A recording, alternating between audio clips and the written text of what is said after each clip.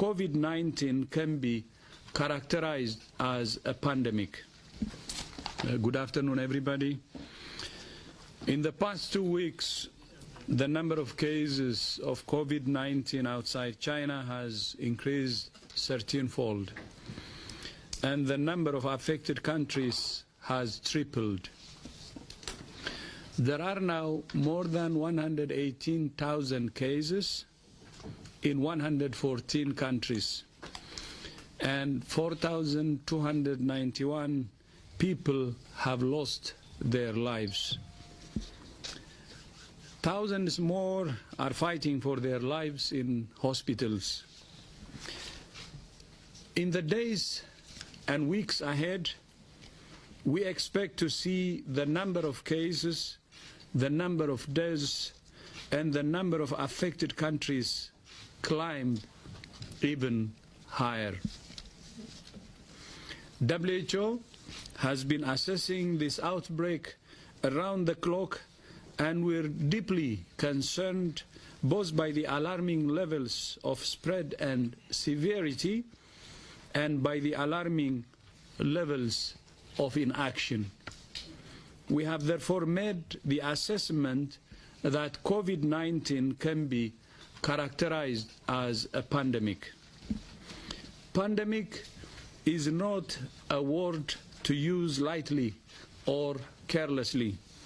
It's a word that, if misused, can cause unreasonable fear or unjustified acceptance that the fight is over, leading to unnecessary suffering and death. WHO has been in full response mode since we were notified of the first cases, and we have called every day for countries to take urgent and aggressive action. We have rung the alarm bell loud and clear. As I said on Monday, just looking at the number of cases and the number of countries affected does not tell the full story. Of the 118 cases reported globally in 114 countries, more than 90% of cases are in just 4 countries. And 2 of those, China and the Republic of Korea, have significantly declining epidemics. 81 countries have not reported any cases, and 57 countries have reported 10 cases or less. We cannot say this loudly enough, or clearly enough, or often enough. All countries can still change the course of this pandemic.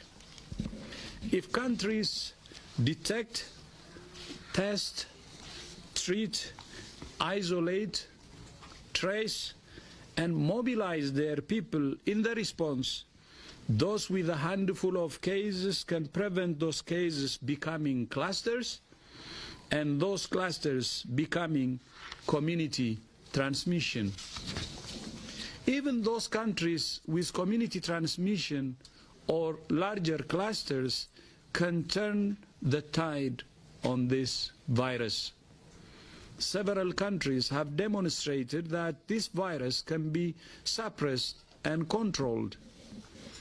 The challenge for many countries who are now dealing with large clusters or community transmission is not whether they can do the same, it's whether they will. Some countries are struggling with a lack of capacity.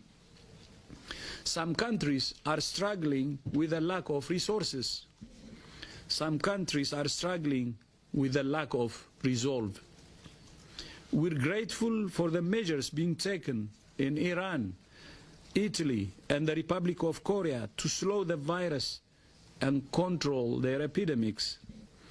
We know that these measures are taking a heavy toll on societies and economies, just as they did in China.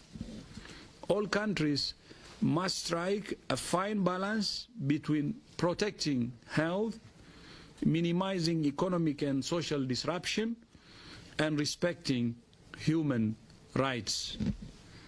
WHO's mandate is public health, but we're working with many partners across all actors to mitigate the social and economic consequences of this pandemic.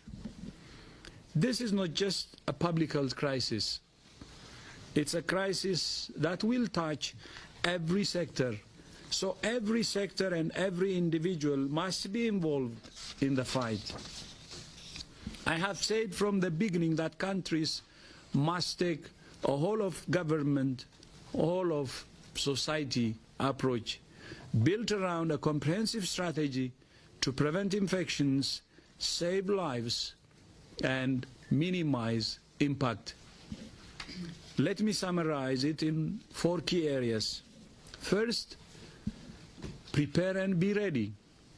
Second, detect, protect, and treat.